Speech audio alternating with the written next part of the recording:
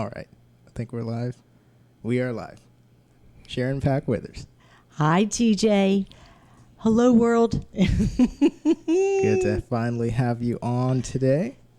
I am so excited to be here. I'm glad you are here. Can I ask, how many female guests have you had on? Let me count. Not many. Okay? Not many. But I'm not sexist. All right? I know and that. TFN is not sexist. It's just, I don't know, it's just kind of how it happened. I understand. Yeah. So, We lot of boy farts in this chair. A lot of boy farts. And I will do my best All right. to even the score. I appreciate it. I really do. Yeah, Monique Gugino was on here not too long ago. She's she runs the Creature Feature Sure. and Wicked Windows. So this is score two. Score two. Well, we got a ways to go. Yes. I'm glad to have you here finally because known you for a while now Yes. and been wanting you to come on.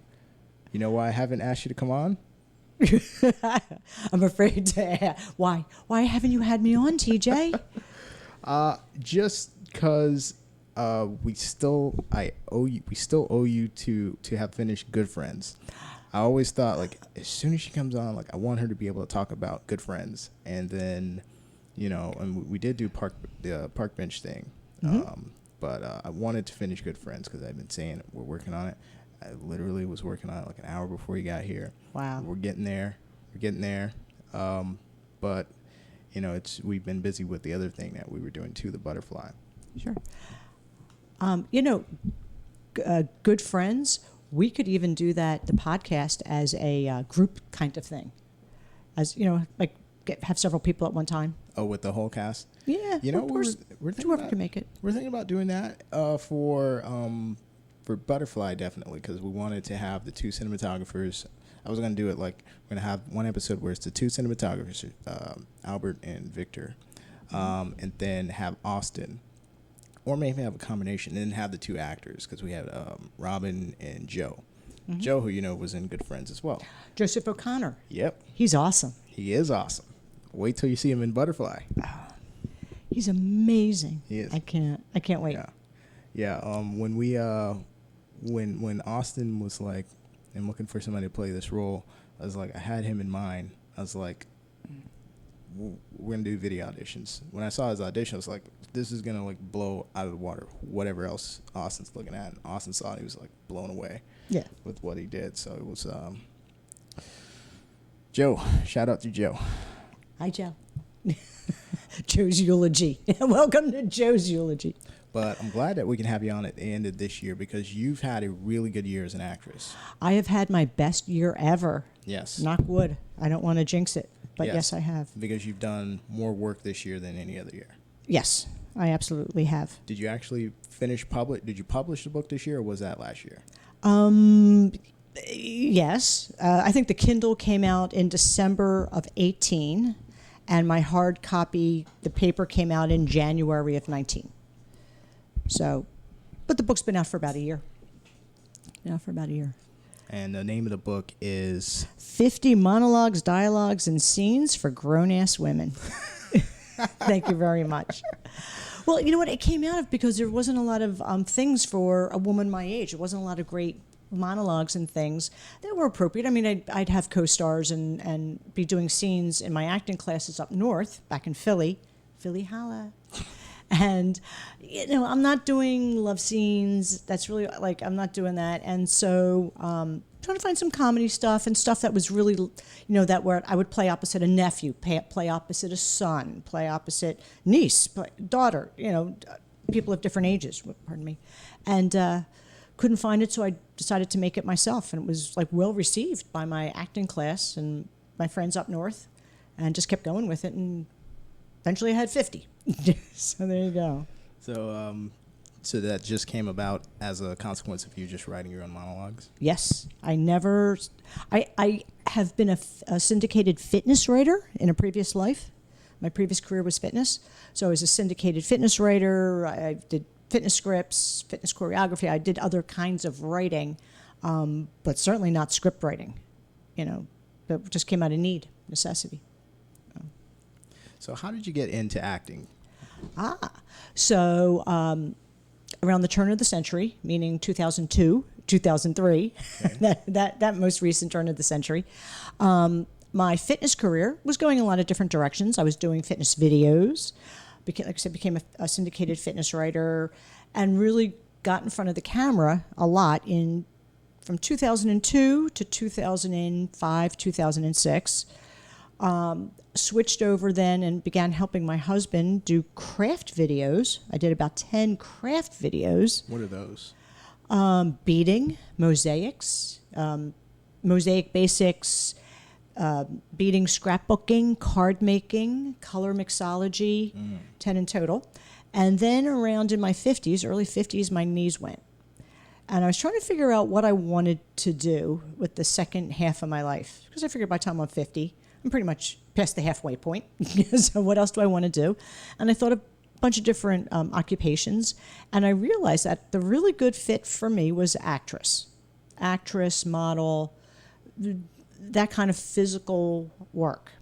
And it really works for me. So all my fitness background stuff has really come in handy, because I'll get on the set and they're like, can you do the same thing like over and over and over again?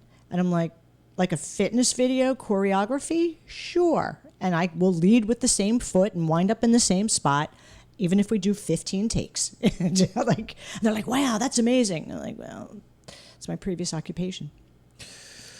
Ooh, 1 second. Sure. I just noticed we still have the same heading from the last podcast.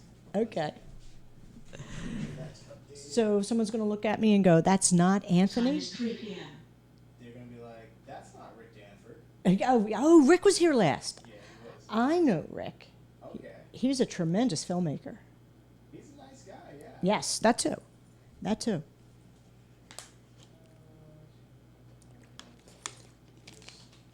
Sorry for the Not at all. pause. Not at all. I'm not too long-winded, am I? No, no fine.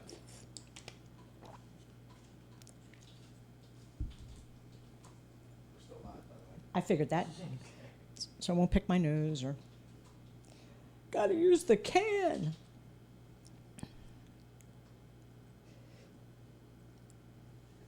So it should be updated. Just refresh.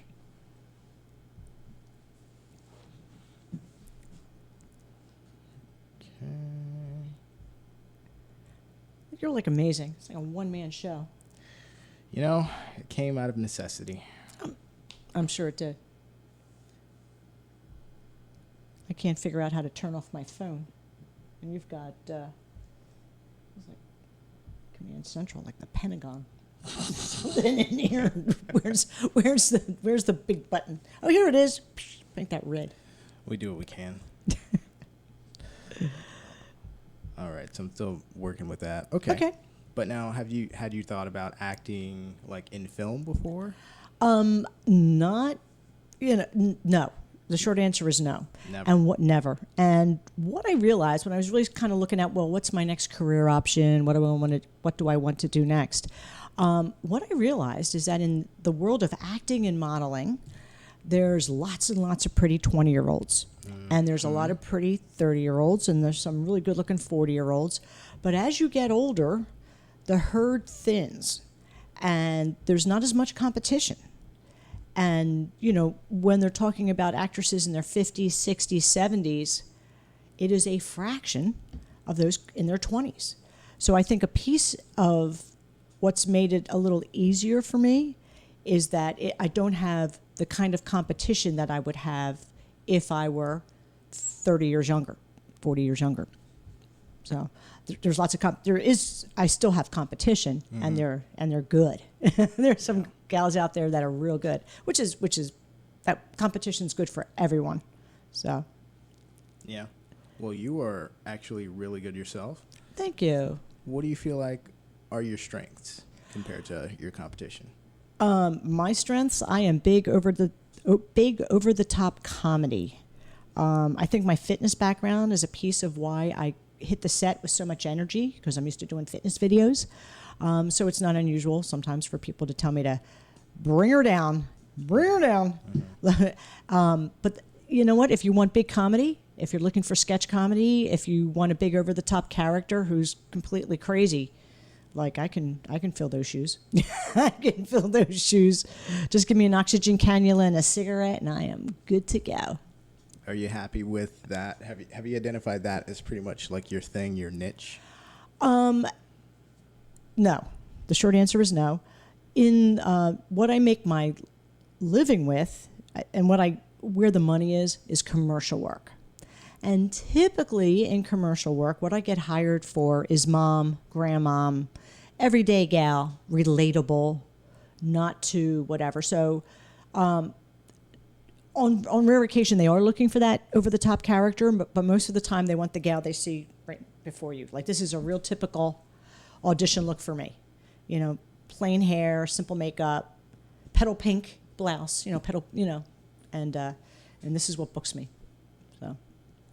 So, and now this is what you've been doing a lot of this year, just a lot more commercial work. Yes, that's all. Well, acting. I'm a full-time actress. Few movies, few TV shows. Yes, I had to think that one over. Yes, I've been in a few TV shows, background work. But it was fun. It was better than staying home. But yeah, the big work is commercial work. Okay. That's what's big. Is that what do you enjoy it? I do. I have a very short attention span, so what's nice about the commercial work is that I show up on the set, I do my thing, we have a great day, I make a lot of money, and then I leave. And it's like, I don't have to worry about a lot of day in and day out stuff. So. Okay. So how far do you want to go as an actress? I would like to be a regular on a television show. Okay. And I don't have to be the lead. I don't have to be the superstar. I would like a regular, reoccurring role that I don't have to constantly audition for. And just like on The Big Bang Theory, one of their mothers. Okay. You know what I mean? Whether it's Leonard's mother, Sheldon's mother, or of course the prime role, Wolowitz's mother. That is gold. Although you never see her. But, like to me, one of those kinds of roles, it's something with the mom's going to be in. They call me back in. I work the week as so-and-so's mother, grandmother. So. You don't think that, you think that would hold your interest, even though you're pretty much going to be doing the same thing, but it's... You know what, from your lips to God's ears, that I should get bored with a reoccurring role on a television series. I look at these people... And, I'll go back to The Big Bang Theory as an example, that cast stayed together all those years.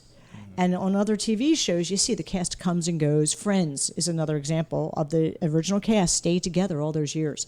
And I think that's a piece of what made the show successful. And when characters come and go and, you kind of lose the core. And anyway, to answer your question, I would never turn down, like a steady gig. I think people get spoiled. I think we're so used to working day jobs, like being day laborers, that when we get like some steady work, our boredom thing is like, oh, I've been here 3 weeks, I'm bored already. And I think we need to embrace it. We need to embrace steady work. So when you first started acting, how was it? How did you make that decision? Like, was it a decision that you just made, like, I'm going to be an actress? Or was it more like, I'm just going to try a few things, see how it goes, or I'm not really sure? So with my background in fitness that I had done, I had my own television show that my husband produced, cost him a fortune. It would have been cheaper if he bought me a bracelet. So at this point, I've had my own fitness television show. I've done fitness videos. I've done 10 art and craft videos. So now I want to go into acting. So I show up and I already have a resume. And my husband took my headshot, and my resume is actually at this point like really decent, but it's all craft and fitness. And so I'm going to agents looking to get an agent, and they're all like, wow, how did you find this much work with this lousy headshot? I was like, well, I've been working for my husband, doing my own projects, and yeah, he took my headshot. So they're like, you know what, let's get you a good headshot, And let's see where we go from there. So in Philadelphia, worked with a photographer by the name of Chris Toscano, who did my first and second headshots, did a phenomenal job. Started taking some acting classes, singles, like pay on your way in and drop the money in like the envelope. Workshop type stuff. Absolutely. And with that, my very first role was a movie role. I was in a horror movie as the mom.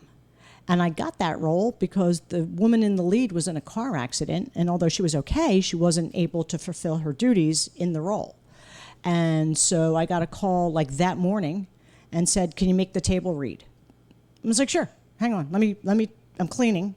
Let me take a shower and I'll be right over." And about 2 hours later, I showed up for the table read, and they were like, "Yeah, you work. You look like a mom. You look like." And so that's how I got and that's how I was in a horror movie. People are like, "Wow, how hard was that to get the horror movie?" Not really. Which horror movie was it? It's called Brotherly Love, and I think it's available maybe Netflix, and I haven't seen it. Okay. Who's it by? Chuck Rayner, a Philadelphia filmmaker. He's done a few things. I was also in a television pilot that he did called Heroes of the Streets, where I played a nurse. Again, another character that I tend to get cast as. I'm a believable nurse. Nurse, mom. Judge. Lawyer. School principal. Yeah, you could do all those. Oh, yeah. Are you kidding? I have been in a movie called Where's Daddy?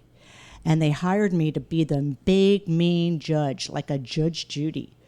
And for the $100 that I earned for that role, I spent $87 of it on the judge's robe that I needed for the role. And I think my train fare was $10. So I think I walked away, clearing $3 from that movie. But it was cool. And I am in this movie that has really actually now gotten a lot of acclaim. And I'm in the opening segment screaming at someone. And who turned out to be my mentor. So imagine I find out I get booked for a movie, and I'm playing opposite you. Can you imagine that? And I wind up sentencing you to prison while the tears are rolling down your face. So when we shot that role, I had to wear my reading glasses pushed all the way up because I couldn't look at Toby Gaddison. That's the gentleman's name that plays that role. I could not look at Toby because I was like, I can't. Because you won't see the character, you just see Toby. Yes. Oh. And that was one of my early roles, but because Toby Gaddison, he's like the coolest guy. He's very hip, he's whatever, and I don't know where he found these clothes, but he was like looking practically homeless, and he's sweating, and there's tears rolling down his face, and I was like, "Damn, you son of a bitch." And I know I gotta sentence you. No. So you started off in Philadelphia. Yes. And while I was up in Philly, I would commute into New York. And I auditioned and would work a fair amount in New York. New York is the real deal. Mm-hmm. Let me tell you, that was the first time I auditioned in New York. I shook the entire day. I shook the ride up, I shook during the audition, and I shook all the way home. But I did it. And then the next time I went up, I wasn't so scared, and I had a better idea of where I was going. And then I ran into somebody I knew, and then it wasn't that big scary thing that it used to be. Had you been to New York before? No, in the 80s. Okay. I mean, it wasn't like I was familiar with New York, but good news, it's laid out in a grid, all in numbers, and public transportation is amazing. The subway system is amazing in New York. People are actually very nice. I know New York gets a bad reputation, but we're all coming out of the subway, like the worker ants, and we're all coming out of the subway and we're running up the steps. And I actually missed a step and tripped. And as I went down, like a bunch of fellas kind of put their hands out, like not to rob me or cop a feel, but like to actually grab my shoulder, grab my arm, protect me from falling. Like 2 or 3 young fellas. And I was like, wow.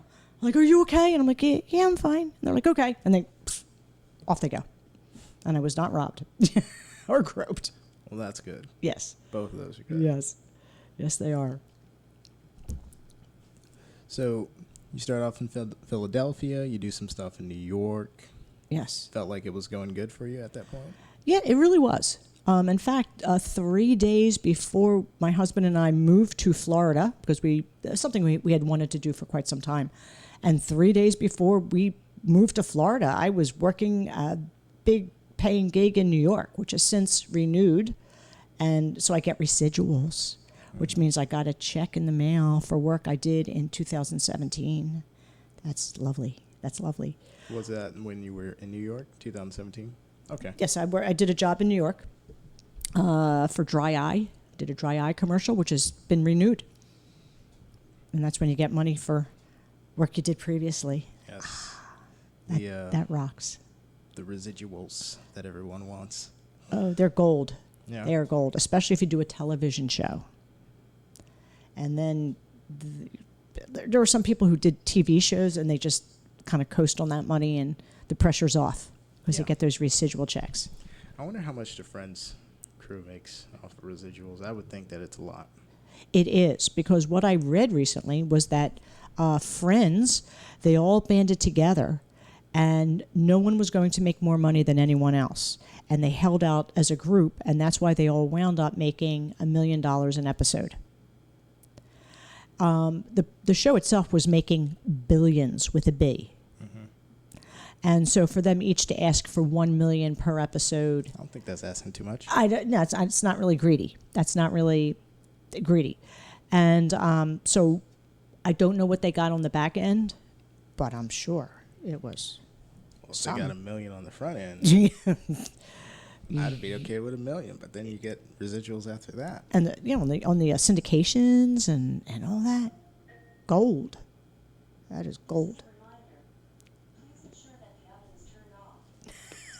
What were you cooking? Don't laugh at me, but I have to have AI assistance, okay, to make sure that I don't forget to turn the oven off, because I like to do 10 things at once, and it's easy to forget to turn the oven off. Yeah, well, see me, I use the smoke detector as my oven timer. So there you go. Yeah, I always just worry more about, like, if I cook before I go to work or something like that. Yes. I don't have a car, so it's like it would take me a while to get back. So I like to have that thing just remind me, better to have it off, you know. They got smoke detectors in every room, but better to just make sure that you have it off and then be in the habit of hearing that thing remind you, because I've never forgotten to turn it off since. I've left it on. I've left and left. I'm trying to get me one of those. I have a lot of these smart devices, like these plugs and stuff. I'm trying to get one where you can plug an oven into it, so that if I'm away from home and I remember, oh shit, the oven's on, I can just be like, hey Google, turn off the oven, and it will do it. Yeah. Hey, invent one yourself. There you go. That's what you need to do. I'll wait. It's coming. Yeah, and give it a little time. It'll be $29. Are you as worried about AI as everybody else? Me? Yeah. No. Okay. Thank you. Thank you so much for being sane. Baby, you got to make it work for you. Here's a good example. So I recently tiled the backsplash in my kitchen, and I was looking for a certain brand of TikTok tiles. So what do? I go here and I go there, and I'm typing in TikTok tiles, and then I sit back and I wait for the internet gods to do my shopping for me. Because guess what starts showing up on my banner ads? TikTok tiles. It's on sale at Wayfair. It's on sale at Amazon. It's on sale over here. And my husband's like, are you going to buy any TikTok tiles? I said, I'm waiting for the price to come down. Just let it be. And sure enough, I got it for an outstanding price. Wayfair actually wound up beating Amazon's price. And free shipping. And there you go. So did you do this yourself, where you were going from website to website comparing price, or did you just type into the search bar knowing that it was just going to come back? I typed in the search bar. I typed in a search bar. Anytime I'm looking for something, just type it into the search bar and let it go. Dude, they'll do my shopping for me. Why should I bust my hump? That makes a lot of sense. It does. Yeah, and if I want to throw the internet gods off on something, I'll just type in whatever, jockstrap. I don't know, just try it and let them go. What? Yeah. Now, are you in real life as over the top as you are when you act? Worse. Okay. Worse. Okay. And let me tell you, the drugs and alcohol have a calming effect. Notification via messenger light. It says AJ Ioneso and AJ is waving at you. Oh, Jesus Christ. I forgot to turn that thing off. Okay, do you want to go turn it off now? I should. Just 1 second. Okay. And perhaps I can tell an anecdotal story while we're here. Oh, you know what?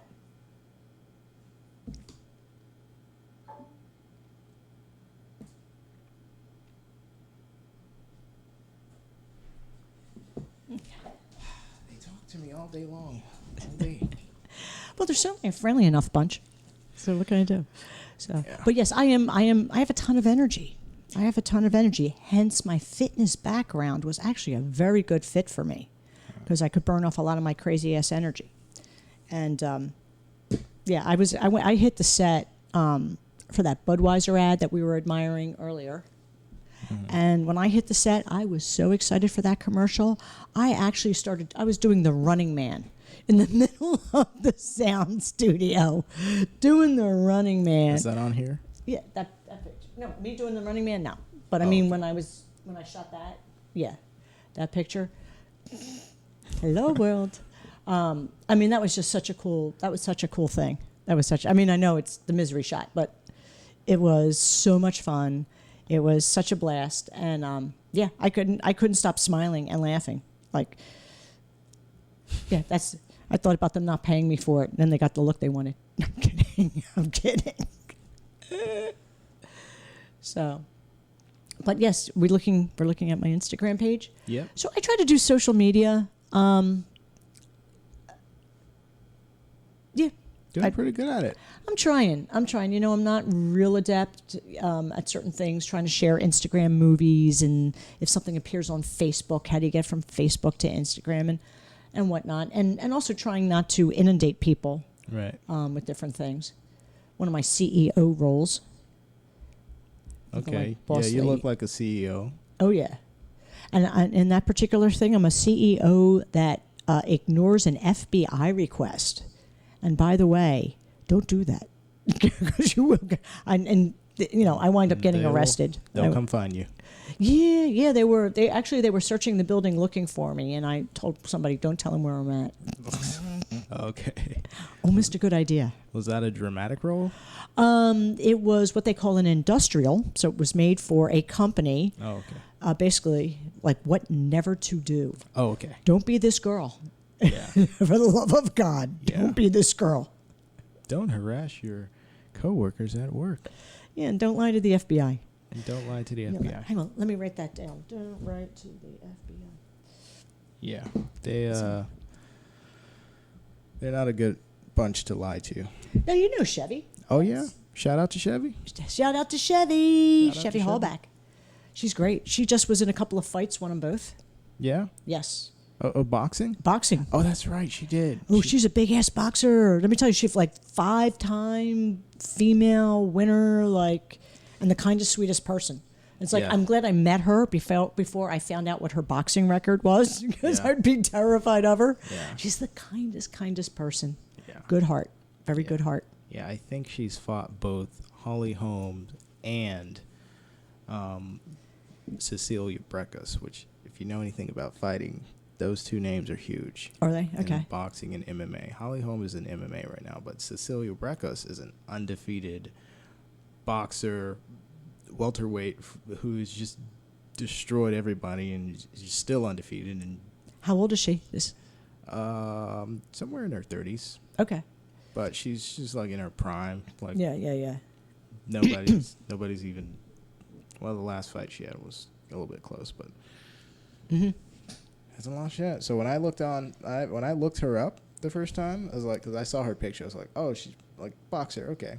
But I looked at her record and I saw those names. It's like, oh, she's somebody. Who, Chevy? Yeah, Yeah. She's not just going to boxing class. She's a real fighter, and she's fought real people. I saw Holly Holm fight the other week. Like, she fought Amanda Nunes in MMA. That's crazy. Well, there was a documentary done on Chevy.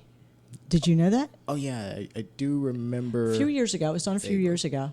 Fabulous documentary. It was about 7 or 8 minutes long. Just amazing documentary. I gotta watch that. I think I was supposed to watch it, but I forgot. Put it on your list of things to do. I will do that. Yes. Or you know what? I'll just tell one of my AI servants to do it for me. One of your AI bitches. AI bitch. I should probably make one of them male, just to Oh, instead of TJ's harem, you have a male. I don't know. The female voice is soothing. It's just like Yeah. Are you Let's ready let's to- do it with my voice. TJ, take out the trash. Can I get some guy to get up, TJ? It's time to go to work. It's like giving me visions of my father again. Or something. Oh God, I woke up in prison. Oh, that would be bad. That would be very bad. I don't want to have those kind of dreams. No, nobody does. Nobody does. So, what year did you move down here? 2017? Yeah. 2008? Okay. 2017. Now, why did you make that move? Because a lot of people are trying to get out of Florida. Really? Not the Jews, baby. This is our Mecca. Florida, the homeland. No, no snow.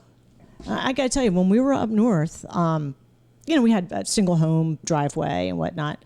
But I remember the one morning I was leaving to go train some clients, and I walk out the back patio. There's like 2 or 3 steps into the driveway. And I hit that back patio, solid sheet of ice. I never touched the steps. I went from patio to driveway. Never touched the steps. Landed on top of my backpack. Never got hurt. God loves me. It's like it's one of those things where I'm walking and I'm like, how the hell am I in the driveway? Like that fast. And with that, I hear my husband behind me screaming, oh my God, oh my God. And I'm like, don't come out here. Like all I need is a 200-pound man landing on top of me. And I realized, like, you can seriously get hurt. I could have hit the back of my head. Yeah. I could have broken an ankle. I could have broken my hand trying to break my fall. 6 different things could have happened. And it was like, yeah, now I'm getting it. Why? We need to get away from the ice. So. That's a really good reason. Oh, yeah. It's a really good. And you know what? I got to tell you, we love winters now. Winters up north stink. Mm-hmm. Stink. How's a $700 utility bill every month to keep a house warm? A little different down in Florida. Oh, yeah. Oh, yeah.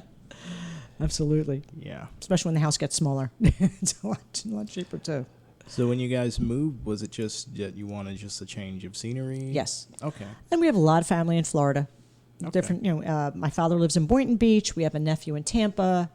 We are in Tampa. Actually, he lives in Lutz, and it was just a good fit. We had done a lot of due diligence, a lot of homework, and kind of really looked at all the different towns in Tampa. For my acting, I looked up, well, where are my big cities? Number 1 commercial market in Florida is Orlando.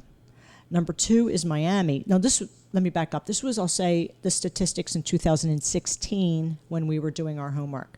Number 1 is Orlando. Number 2 is Miami. Number 3 is Tampa. I think Miami's been bumped to number 3. I think it's now Orlando, Tampa, Miami. Either way, when we chose Winter Haven, where we live now, it's because it's equidistant between Tampa and Orlando. And that's what I've been doing, commuting between Tampa and Orlando. And it's been working out beautifully. You like it in Winter Haven? We love it in Winter Haven. It is small town Mayberry, but we have a lot of conveniences, supermarkets and whatnot, but there's also chicken farms and, strawberry farms and orange orchards as well. So, which is a little different than Philadelphia. A little different than living in a more urban populated area than out in the orange groves of Central Florida. So. Well, glad to have you. Thank you. Thank you. Welcome to the clan, or the Florida family. Thank you. Thank you. So this year, what was your approach? Because you were doing a certain amount of work last year. Yes. This year, it's vastly different. Yes. I had some distractions with other things, other business things last year that kind of wrapped up. That had nothing to do with acting, just other things. So that wrapped up. So then I was able to personally, and my brain, like my time and my brain, were able to go into acting full time. And I began to see that there's some serious money to be made in this area, that it's not just Miami that has big money gigs. And in fact, Miami, for me, I've worked in Miami a few times. It's not an especially good fit. Miami calls for a lot of younger people. They look for that model, that, the 5'10", 120 pounds, bikini kind of thing. And they're not really looking for grandma, these grandmom things. Although I have been cast as Latino grandmother. Yes. Yeah, baby. I'll take it. You've done the accent? No, they put a voiceover track to it. Okay. So they were just looking for the look. And they like my look. So that works. You're talking about things at work? Yeah. Like, I guess people, have the impression it's really hard to get work in Florida because there is no work. But I guess there's work. There's just, do you have to have a certain agent? Are they looking for a very certain look?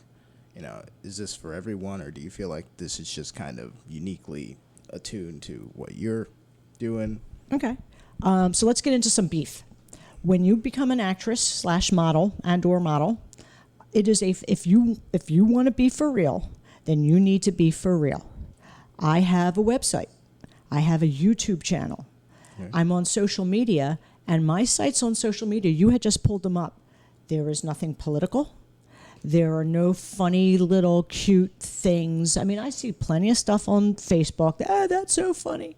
Puppy things and whatnot. I do not put them on my social media. You won't. Look at it. It's all me. It's all about Sharyn. Because I use my social media to make money. I subscribe to Actors Access and casting networks. And on those sites, I have bigger accounts. So I have extra pictures. I have extra video. I have larger presence on Actors Access and casting networks, because when they're looking around, they can click on a few things and figure out what I'm about, as opposed to a site that all you have is your one free headshot and a resume that hasn't been updated in 18 months. Mm-hmm. I'm always staying on top of that, always staying fresh.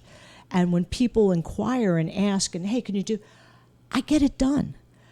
Yesterday at 4 p.m, an agent out of New York that I know, that I worked with in Philly and New York, put out this mass casting for a voiceover job that pays like $2,000. And so you can, and just send her an audition. Here's the thing, send her an audition. It's due December 31st. I got it done this morning. I got it done 10 days early, and I sent it in because I'm not waiting to the last minute. As soon as possible. As soon as possible. Came in at 4 p.m. I had it out the door within 20 hours. Even though I had 11 days on my deadline, I got it out in 20 hours. And I think that what makes me successful really doesn't have that much to do with talent. I mean, I have some talent, but I'm not the most talented. I'm not the tallest. I'm not the prettiest. It's that I am dependable. I am prompt. I show up. I'm prepared. I'm ready to go. And people appreciate that. I have shown up for a commercial recently, and I saw the headshot that the agent gave the guy. It was my very first headshot that's 5 years old. How she ever got a hold of that, I don't know. So obviously that headshot really isn't looking too much like me these days. Do you know what I mean? And I could see the look on the guy's face, because I was like, where'd you get that headshot? And he's looking at it. He's like, your agent sent it to me. I'm like, oh, okay, well, here we go. And I just kept on going. We're not going to dwell. It was obvious that he hired the wrong girl. But we made the commercial. The commercial came out great. I'm smiling the whole time. We got it done. The client's happy. Keep on moving. He was handed the wrong headshot. Do you know what I mean? Yeah. I wasn't going to tell him that. I mean, I sort of did, but just focus on the positive. Let's get this commercial made. Let's get the commercial done, and so that the client is happy, because we need to sell some widgets. Let's sell widgets today. So. Now, when you first got to our acting class, yes. This was it 2018 or? Yes, it was earlier? 2018. Okay, gotcha. What were you looking to do at that point? Because you already have experience. You've been in commercials. What was it that you wanted to do? Were you wanting to just continue learning more? Just want to stay active? Well, I wanted to get back into an acting class because I hadn't been in one since Philadelphia. So at this point, it was more than a year since I had been in an acting class. And I go on YouTube and I study things and I'm rehearsing and I'm practicing, but it's different than being with other people in a class. Right. And I had looked around at some different things, and some of the places I had looked at were quite expensive, and I wasn't hearing some great reviews. So I don't know if I want to commit to $200 and some a month. And when I ask people, they're like, "Nah, she's all right." I'm like, "Well, really? Okay." And then I found you guys, and they're like, "It's free." And I'm like, "Well, the first one's free. Let me see how it goes." And then I was like, "Oh man, this is cool. This is cool. Look at these cool people." So, when I come, I always bring my enthusiasm, and I'm always like bringing water and snacks, whatever, trying to feed you. It's like, "Man, I love you. Please, I want you to be happy here. I want you to be happy, TJ." I can't tell you how much that's appreciated. Really? Even though I'm a bit, stoic. Yeah, it always helps to have somebody who's enthusiastic that you're working with. People want to work with people who are enthusiastic and exciting. You feel appreciated. Oh yeah. Yeah. And it's just, if things get tough or whatever, you don't want to be working next to somebody who's just like humdrum. Okay, no energy. Yeah. Yeah. So, absolutely. Yeah. It's funny. You use the word stoic. I call you you're a straight man. That no matter what's going on, you're the straight man. Yeah, all right. You know me. I'm doing the running man in the middle of a studio. And there's the client from Anheuser-Busch, and there I am like a nut doing the running man. And you're just, "Hey, how's it going?" Yep. You're definitely the comedic relief in anything you do. Oh my God. You ought to see what the filter catches. So as long as are you pretty much happy just doing comedy, or do you have any desire whatsoever for dramatic type stuff? I will absolutely do drama. If you're asking me, comedy is more fun because you're laughing. That's true. Drama, you can get more of a storyline, and depending on what's going on, if you're in a drama, like say a soap opera, you can be carried for lots of seasons or whatever with a dramatic storyline as well. Would you do that, like a soap opera? Sure. You would? Oh yeah. Oh yeah. Look at me.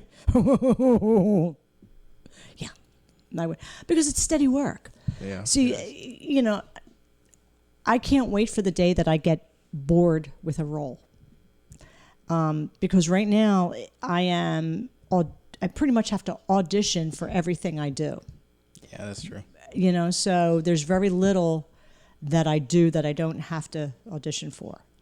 And something just dawned on me. If I can, talking about auditioning, that the new thing is self-taping. That's a new thing, which I am very much for. I love self-taping.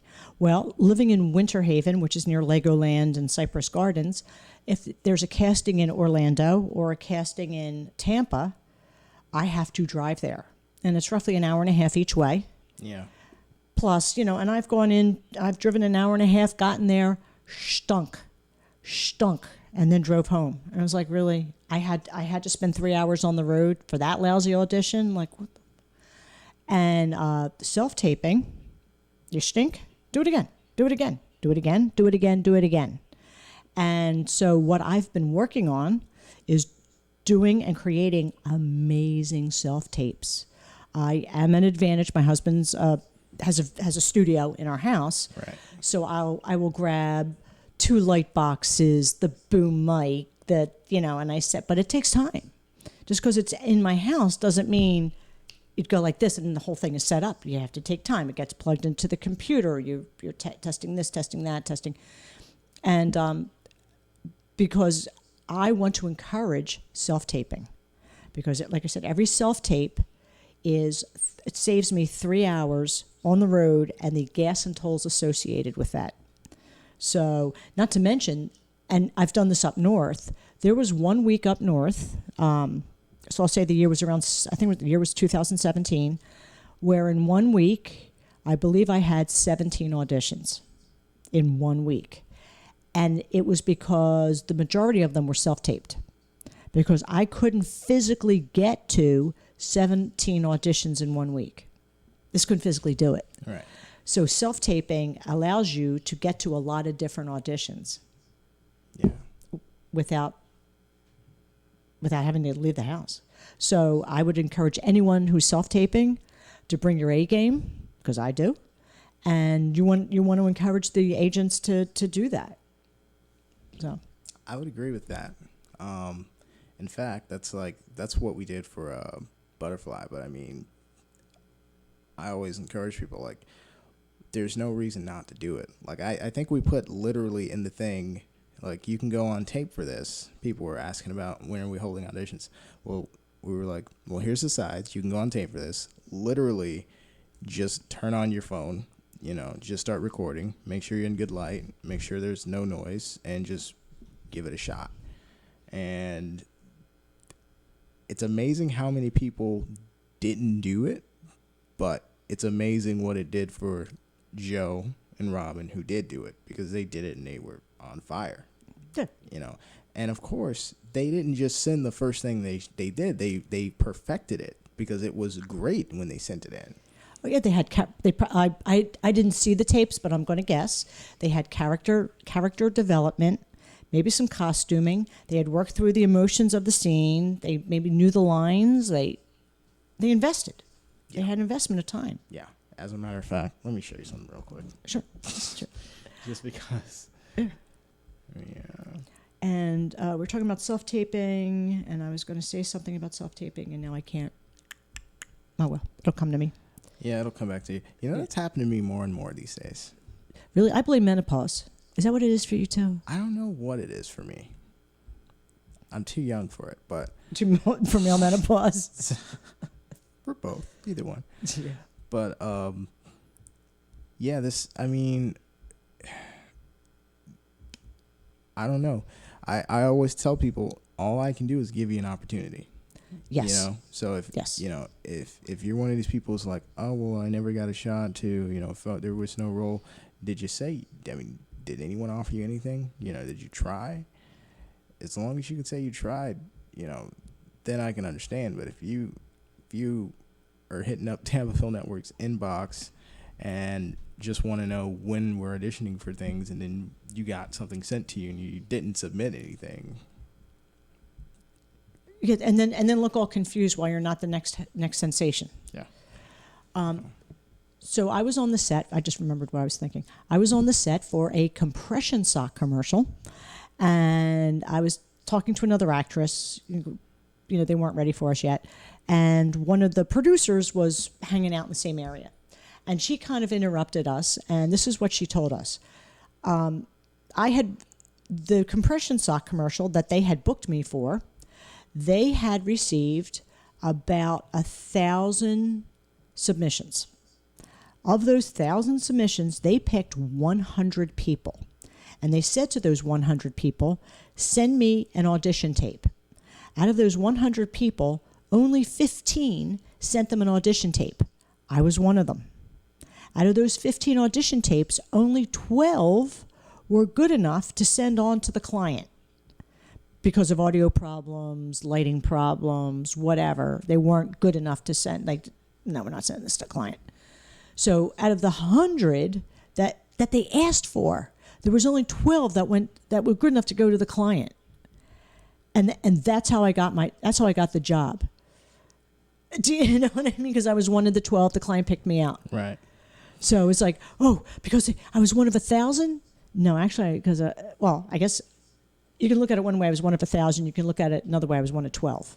So it's amazing how far just following the directions can get you, because a lot of people just don't do that. Isn't that amazing? It narrows down the field a lot. I use that a lot because I just be like, well, if they didn't do this, this, and this, how can I trust them to do, follow directions when we're trying to film something? How can I trust that they're going to read the script? And you know How can what? I trust that they're not going to forget their props or their costume or their lines or whatever?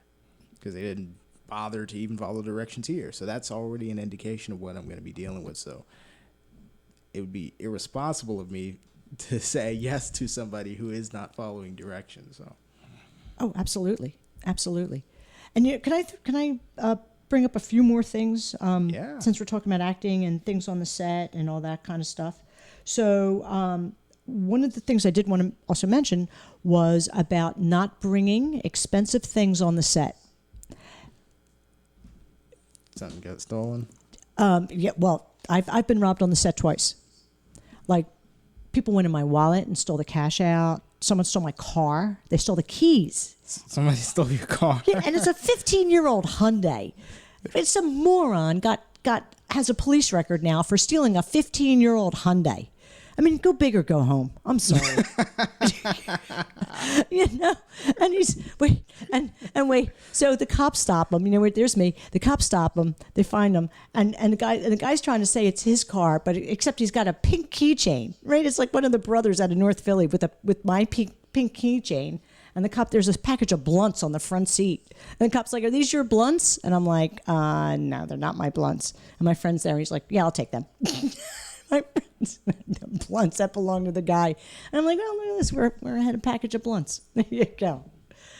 But anyway, and a good example. I don't know if you can see this. I'm wearing one of my fakie rings, one of my fakie diamond rings, that in real life would probably be about $100,000, but I paid $5 for it. And I wore it here today on purpose because I would never wear good jewelry on the set. I did one time, and I almost lost a pearl necklace. Almost, not because someone stole it, but because it was almost misplaced. It was misplaced, and I found it.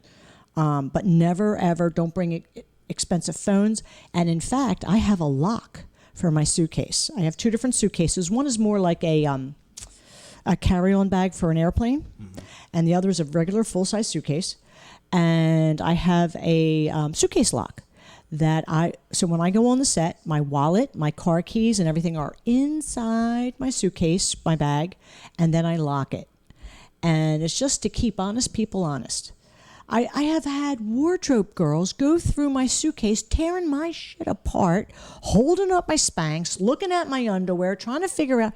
I'm like, "Excuse me, that's my suitcase. Do you mind?" It's like going through somebody's handbag or going through somebody's backpack. Can I help? "Oh, I'm just looking for something." I can see that. "Have you found my wallet yet?" Like, what the? And so I also lock my stuff when it's on the set for both theft and just anybody wants to put their hands in it. Like I said, they were looking for a blouse. Meanwhile, they're tearing my shit apart. Like, no, not happening. And with that, also wardrobe. A lot of times on the set, I am asked to bring my own clothing. Right. And so I have found I need to make an investment in clothing that I don't normally wear. Like a good example is this pink jacket. In real life, I would never, ever wear this jacket. Never. But on camera, I know it looks good. So I have a bunch of blazers and jackets and different kinds of clothes that I bought for acting. When I get hired, here's another. When I get hired for CEO, judge, these different kinds of female roles, they typically cast me as someone who's more affluent. So they want good jackets. They want nice blouses. And so people say to me, "Oh, just go to the Goodwill. Just go to." I'm like, that's not what they want. They want tailored. So I've had to make an investment in clothing, which of course is a tax write-off. That's true. But I find it works. I have scrubs from when I'm a nurse. I have 3 pairs of scrubs: pink, navy blue, and emergency room green. And I've had them all tailored. So like I put on my scrubs and people are like, "Wow, that looks really good on you." And I'm like, "Yeah, they're tailored." I have a white doctor's lab coat that I bought in my size, double extra small, and then had it tailored. It will fit no one but me. It is so tiny. But you know what? When I get cast as doctor, I'm not the little girl with the rolled up sleeves looking like an idiot. Like, it's actually cut nice. It's not gross looking. Like, I got it from Goodwill. And guess what? It cost $20. I love that you said when you get cast as doctor. Yes. Because I have played doctor There's a quote. I played doctors lots of times. No, I've been cast as doctor. Female doctor, older female doctor. It's funny, when they cast me as doctor, they don't like the lab coat. But when I hit the set, I bring the lab coat. They're like, oh, you have your own lab coat. This is so great. I'm like, yeah. Because for the audition, it blows out. The white lab coat blows out. Right. But on camera, like when we actually do the commercial or whatever, they like it. So. Right. Oh, and we even got stethoscope that goes around the neck and the fake hospital ID that clips on. I mean, I went big. I went big on this. Yeah, that's on your Instagram, I think, right? Oh, there's Joseph. Where's the doctor picture? It's like towards the beginning. Actually, back up a little bit. Where are those pictures? I put those pictures here. I didn't put. Oh, I guess I didn't put. It could be on my Facebook page. But yeah, there's a. Pardon me, when I hit the mic. Oh, it's fine. It's fine. As I bounced my face off the mic. It didn't blow out. Okay. Yeah, I know. I think I know what you're talking about. I know. I have this stethoscope, and I have friends in the health profession, and they're like, "Do you need a new stethoscope? Because that stethoscope, I think, is from the '80s." And I'm like, "I'm not really using it." Right. You know. I just like that you're preparing to be successful at something by investing in it and expecting to actually use it and being prepared. So whether they want the stethoscope or not, or the other thing, you are going to have it. Oh yeah. So it's like that. In and of itself is a thought process that a lot of people just don't have, and it makes no sense for them not to. If you click on pictures, Okay. photos, there you go. Yeah, all of my accounts are all open. I didn't post that picture. What's wrong with me? Here we go. There's Bobby Matson. Oh, she's fabulous. There's Bob. There I am in my lab coat. There I am. The client loved it. And actually the client provided the fake ID because they wanted all of our fake IDs to match. Right. And I did not have the stethoscope because then it made it too busy around my neck. But that's funny. And I'm saying, we ought to really lance that. So. Well, that looks very good. Thank Actually, you. very believable. Was that a commercial or? Yes, it was. It was for a company called Vocera. And we're wearing these little walkie-talkie looking pager things. And it's for real time in a hospital. And it's a real lifesaver because people can talk to each other in real time. They don't have to go through the switchboard or through this or through that. They can just immediately page each other. Right. Was that for? Vocera, the company called Vocera. And we filmed it at UCF. The pager thing, was that for was that what you were doing the commercial for, that device? Yes. Okay. Yes. Okay. Yes.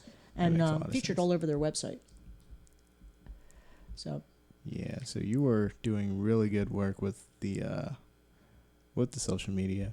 Mm-hmm. I mean, part of this is just to let people know that you are available and that you're doing this stuff, because some people they'll contact me and they'll be like, "Oh, you do audio?" And then they'll be like, "Hey, I could use an audio person." There you go. Sometimes they just need to see it, so it makes a lot of sense. Yes. And I promote a lot of different. I try to promote. Oh, back Although up. I get political sometimes. I probably shouldn't do that. Yes, I will. And it's not. I try not to, but it's like sometimes I just can't help it. Yeah, I understand, but you know what? To me, it's my calling card. And let me tell you, I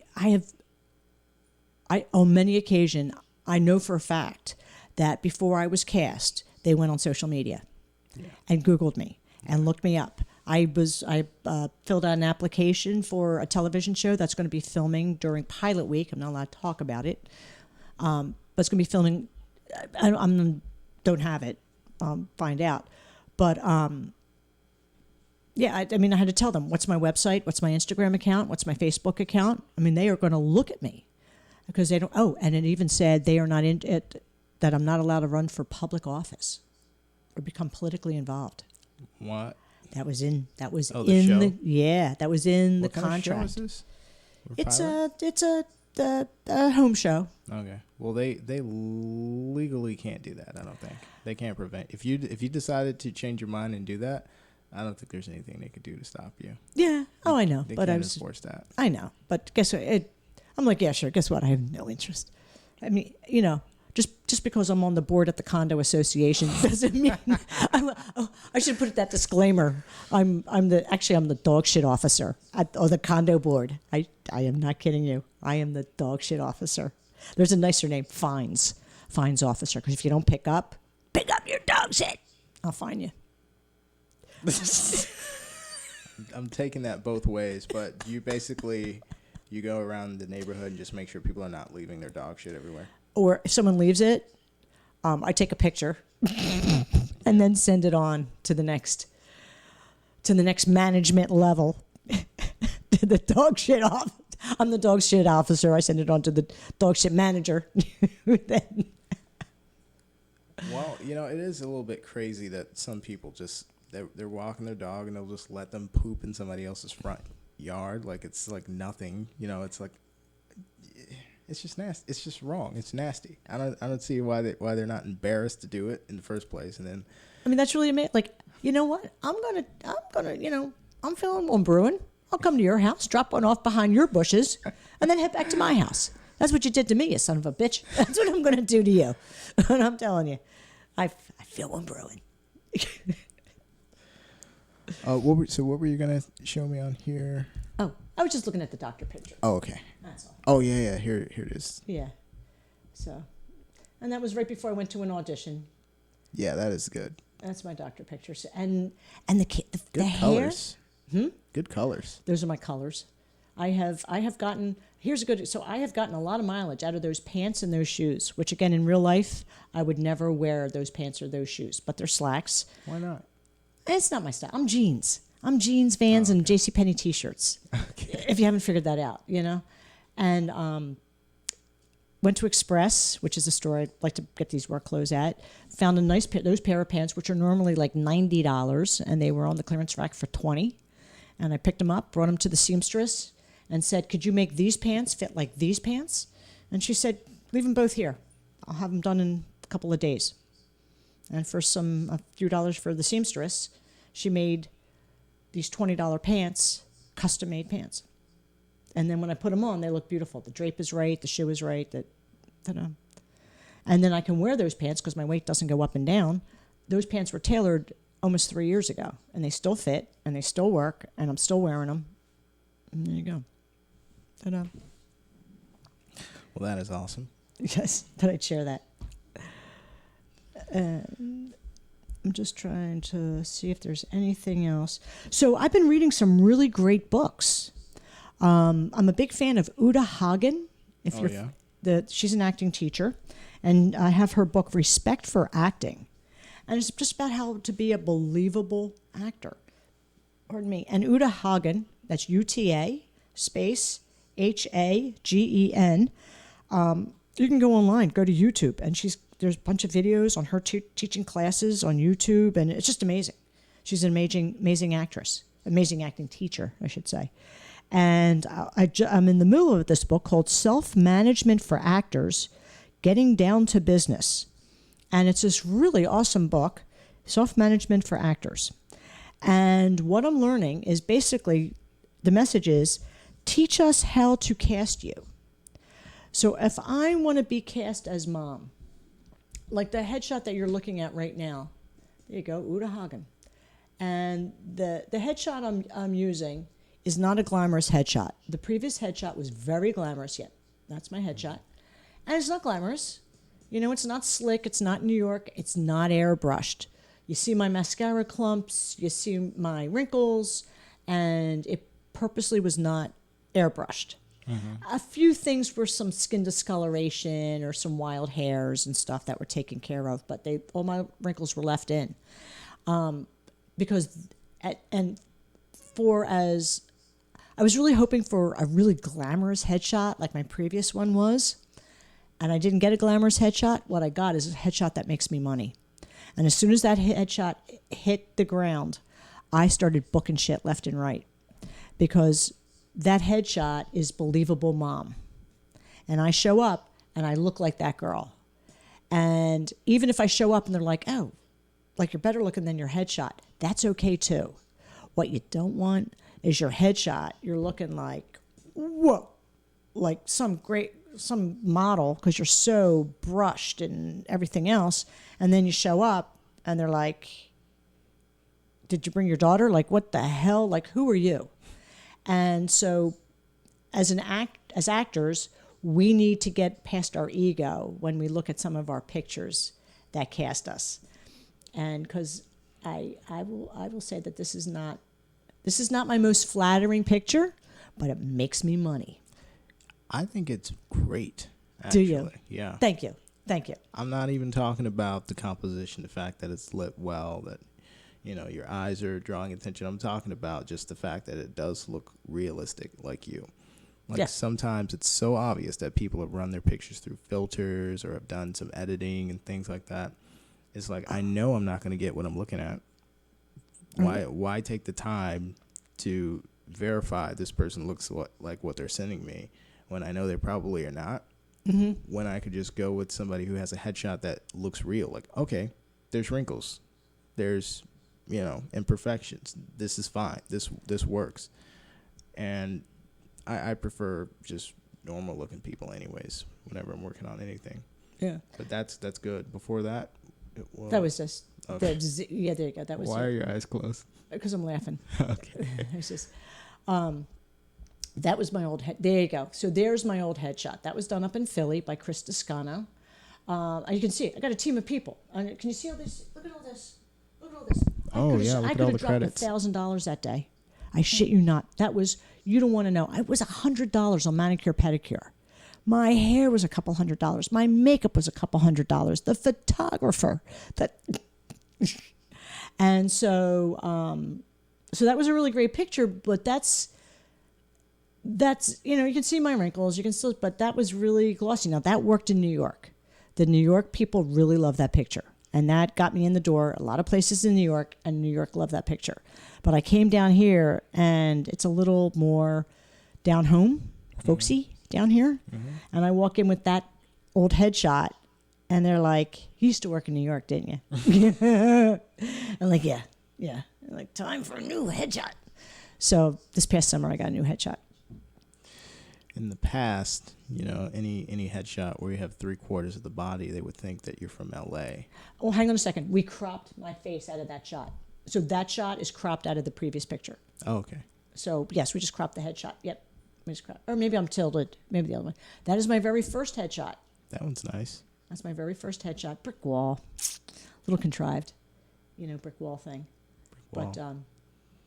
But you know what's funny? I thought my hair that. I like that one better than the other one. Really? That's funny. They're a year apart. Same makeup person, same hair person. Mm-hmm. Different photographer. Same photographer. Same photographer. Yep. Same team. I don't know. I couldn't tell you. That was the headshot that my husband took. That the photographer. My newest headshot. No Botox, no Photoshop. Yeah. And that's the photographer's like, how the hell did you get this resume with that headshot? And I really have no problem with this headshot. It looks like a character shot, but I can see you. Yes, you can see my face. You can see what kind of hair I have. It's also not distracting me in any way. Like sometimes I prefer the background to be blank. Yes. Because of just composition wise, you've got some of the busiest stuff happening right next to your head. Yeah, look at all those steps. I would have either had more steps instead of the color change. The color coordinates, but the thing is, headshots are usually about drawing attention right here. Gotcha. And this is not helping that. But do you do headshots? I do not do them professionally, but I know how to do them professionally. Because it just dawned on me as I paid someone else.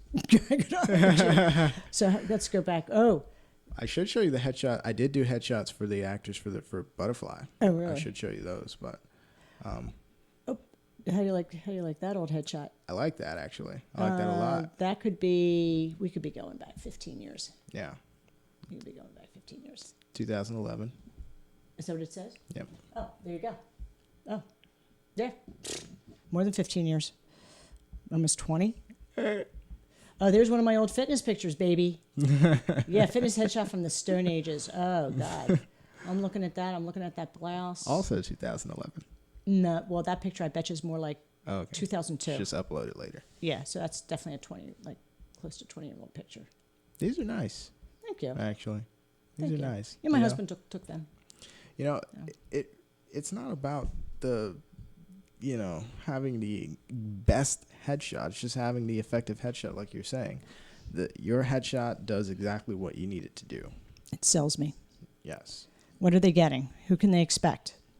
And at this point, I'm not booking ingenue. I'm not booking waif. I'm booking mom. I'm booking grandma. Or older woman in position of power. Yeah. Kind of thing. And yep. Oh. Those are all my notes.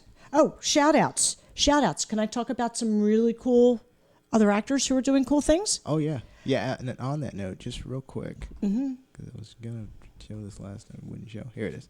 This is Joe auditioning for The Butterfly.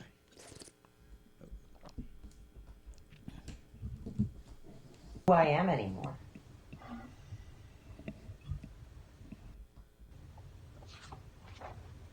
"10 years I've endured? I don't know you anymore. You don't even know who I am anymore."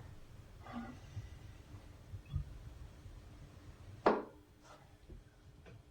I do. Lacey, I have something important to tell you. Oh yeah? Are you going to tell me what happened to your eye? Listen to me, Lacey. I tried to prepare after this. I went over this conversation like 1,000 times in my head. I gather it's just best to tell you, come straight out and just say it.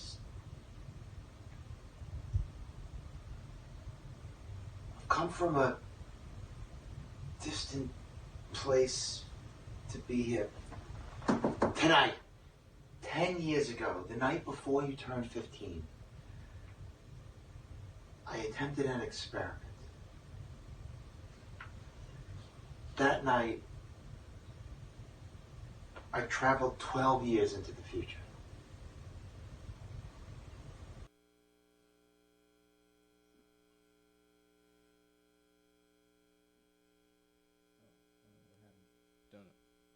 Don't know what happened to the sound there. Oh. But, yeah. Very nice. Yeah. He's So, amazing. Look at the fact that he bothered to get into the freaking costume that he actually ended up wearing in the movie. Oh, really? Yes. Yes. There you go. He didn't just, turn the camera on. He thought about, what am I going to wear? Yeah. What's Oh, yeah. this guy, his costume, how am I going to speak, He put some effort into it. So that got him the role. Got him a long way. You know what's funny? That you're so amazed by that, and I'm like, yeah. Yeah. And you know what? That tells me that that's not what you're seeing. No. That is sad. Maybe that's why I'm so successful, because I figured it out. Yeah. Not to be too, down with Florida, but I mean, some people who are stuck here are never getting out with the attitude that they have. Yes. This is where they should be. Yeah. But I agree. I agree. weaker competition, though. Yeah, and you know what I find really frustrating is people will ask me, first of all, my competition will ask me, "Hey, how'd you become so successful? I return people's calls. I show up at auditions. Be surprised how many people do not show up at auditions. Yeah. How do you not show up at an audition? And you think that the agent's going to get you another audition? Do you think the agent's going to continue to waste their time on someone who can't even bother to and show up? No, that's not happening. Not happening. So I think that's a big piece of why I'm doing okay, why I'm doing well, is because, I show up like in costume, wearing what I'm supposed to wear. Yes. Yeah. It's just so refreshing that you view it differently. Other people have to be coached into that, but you're there. Yeah. So I wanted to give a few shout outs. Yes. I want to start with Domingo Ocasio. Domingo Ocasio Jr., who says hello to you. Hey, Domingo. Hey, Domingo. Have you been catching his elf pieces? He's been doing an elf every day. You got to bring him up on Facebook, man. He's a scream. So what Domingo did is he got an elf costume and came up with all these costumes. I think he's up to day 22 today. Really? Yes. As nothing but elves. Nothing but elves and situations. So That's a really good idea. Let me see. here we go. Back out. There he is, stuck in the dryer. This is nice. Keep going. Keep backing up. Look at him. Mopping the floor. Day 20. Hang on 1 second. You going to show everybody? Yeah. Let me just make sure. Okay. Go full screen. Here we go. Yeah, there you go. I mean, look at this. Domingo, man, you're brilliant. I mean, keep going. But He is a very good comedic actor. oh my God. Very good at improv. So I saw day 22 on Instagram. So here it is. You got to remember, it's the same costume. Look how brilliant this is. Same costume. Mm-hmm. He came up with all these scenarios. I'm sure it took him a few days to film it, to do the photography, to come up with all the costumes. And I mean, look at this. And he's just doing this whole thing. And I said, and I actually emailed him yesterday, or messaged whatever that is. And I'm like, dude, you're brilliant. You're just brilliant. Like, are you going to put it together in one big giant piece? Look at this. He's making it without a cereal. He's making snow angels out of a box of cereal. And I'm like, you got to put it together in one big giant piece. Look at him delivering presents. I mean, Yeah. can you imagine looking outside and that's your neighbor? It's like, you crazy bastard. What are you doing out there? And look at him strapped to the roof. And I think he's going to put together, he's down on the grill, elf a la carte, going to put together in a bigger piece altogether. I think that's what he's going to do, what he said he's going to do when he's all done. Because I'm like, I will share that. Like, I usually I'm me, myself, and I. I'm like, Domingo, you put that together in one piece, I will share that. The other person I want to give a shout out to is Sharyn Webster, the Tampa bow tie guy. Do you know Sharyn Webster? Why does that sound a little bit familiar? Phenomenal talent. How do you spell his name? I'm sorry, Sharyn, Jarron Webster. And he is the Tampa bow tie guy. That's his thing. He wears bow ties all the time. There you go. Sharyn Webster. And scroll down a bit.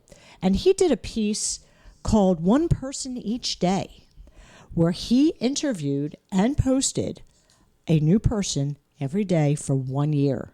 So he has 365 episodes of one person each day. And, I look at these two men who are doing these things, and you know what? They got really good at what they do by doing their own work. So both of these things are their own work, their own concept. They weren't waiting for anyone to tell them yes. They went ahead and did it. And I'll use Sharyn as an example. I bet you he got real good at hosting. I bet you if you look at episode number 1 and compare it against episode number 365, you will see a phenomenal improvement. I mean, for anybody, right? Right. I think those are his boys. I know he has at least one son. Gorgeous children. But yeah, and I think by the end he was like done. He was done. That's a big undertaking. Doing a bit every single day for a year, and he didn't miss a single day. So he just did 300 interviews with different people? Yeah, one person each day. So I mean, I'm sure some days he interviewed a bunch and then had something to work off of, or he would just talk about something and was always positive, uplifting, motivational. I was like, there you go. Like, these are two people who went and made their own paths and didn't wait for anyone. And I just think it's phenomenal, especially with our phones. Yeah. Like, I don't know who's doing, but it strikes me that Sharyn is doing his own recording with his phone. Yeah. And that works. So I just think they're both great. And you're great too in everything you're doing. But I mean, Thank you. Everyone knows that, and you're here. So there's only so much ass kissing I can do because I already got the job. So what's the point? I'm already here. But I just thought it was as an actor, as a good example of what as actors we can do. And I can hold myself up as an example also that I wrote stuff and then I produced it and filmed it and whatnot. And, just different pieces, and because nothing worse than people who are standing around waiting for the world to beat a path to their door. Are you typing in monologues, dialogues, and scenes?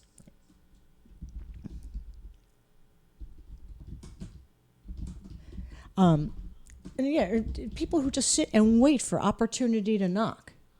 There we go, second one down. Wow. So anyone who's just typing in, I need a book on monologues, dialogues, or whatever. You're the second hit. Yes, second and third. One's paperback, one's Kindle. Nice.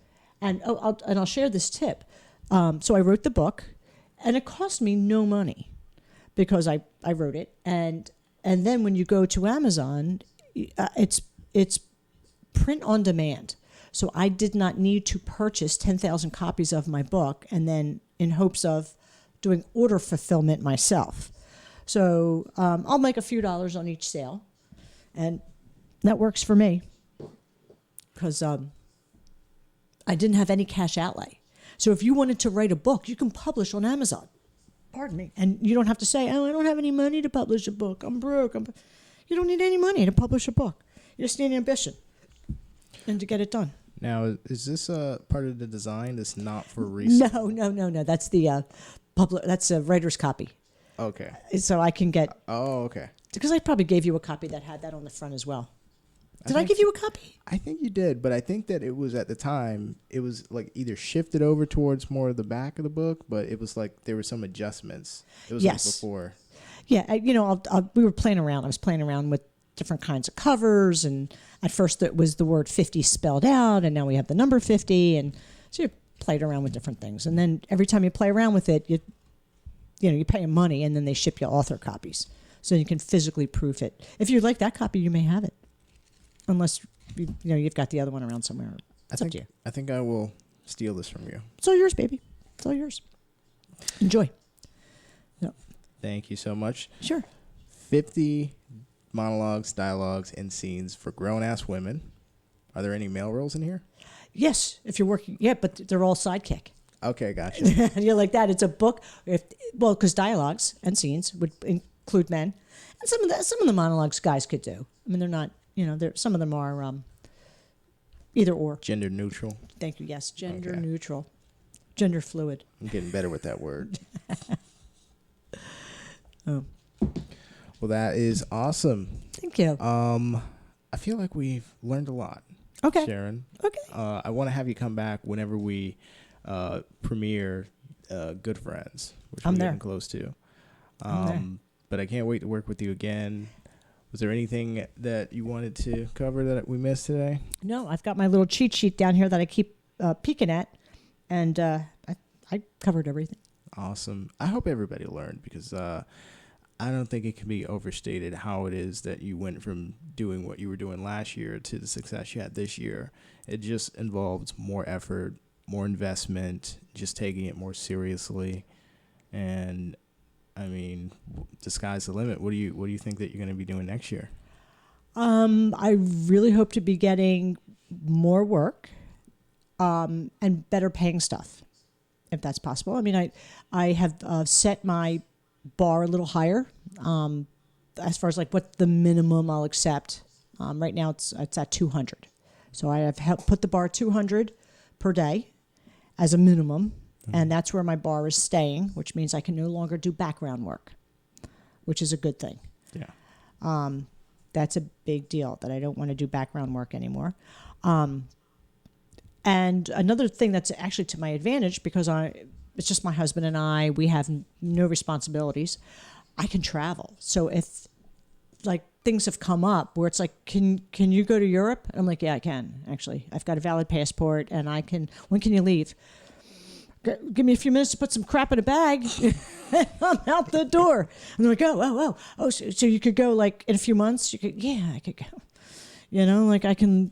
And so that has, I am hoping to take advantage of the fact that I am able to travel and to film in other states and do other things. So, because my goal is to make like 6 figures. I'm right now have just topped 5 figures. So, next goal is 6 figures. We'll see. Step by step. Yeah.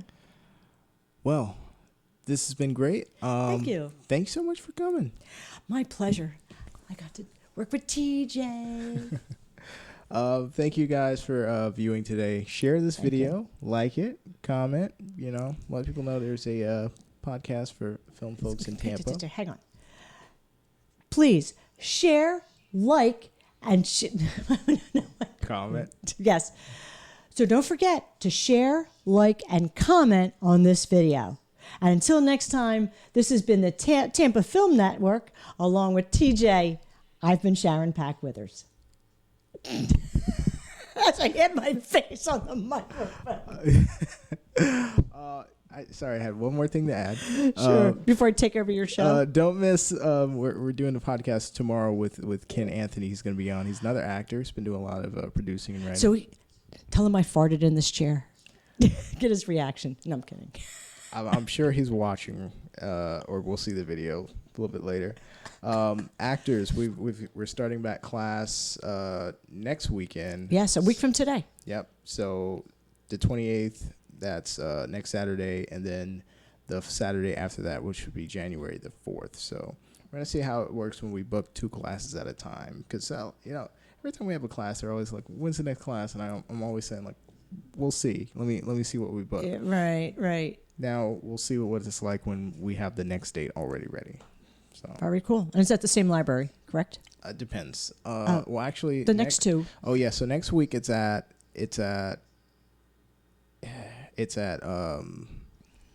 Seminole Heights Branch Library, room 105, and then the following week it's going to be at North Tampa Branch Library in the programming room. Oh, I thought it was the same. I'm glad you said something because I thought it was the same library both days, both Nope. weeks. Be different. Okay. It'll be different. Same difference to me. You gonna be there? Oh, yeah. I'm there. All right. Awesome. I marked myself present for the first class and I think interested for the second class. I like that they let you put in the days. Like, so for that event, I was able to just put, here's day 1 and here's day 2, and you can put going or not for individual days. So I don't have to make separate events. It's really awesome. And thank you. If you want to join Tampa Film Network, it is a free organization to join. If you want to get into filmmaking and you live in Tampa, just be serious about it. You can reach us on tampafilmnetwork.org/join if you want to sign up, or just go there. You can see all the stuff that we do. Follow us on all platforms: Facebook, Twitter, Instagram, YouTube. Just type in Tampa Film Network. We are on Facebook and YouTube as far as Tampa Film Podcasts. We've got the page for Tampa Film Podcasts, as well as this is showing on Tampa Film Network's page as well. Thank you so much for tuning in. We will see you tomorrow at 5 p.m. for our interview with Ken Anthony. Merry Christmas.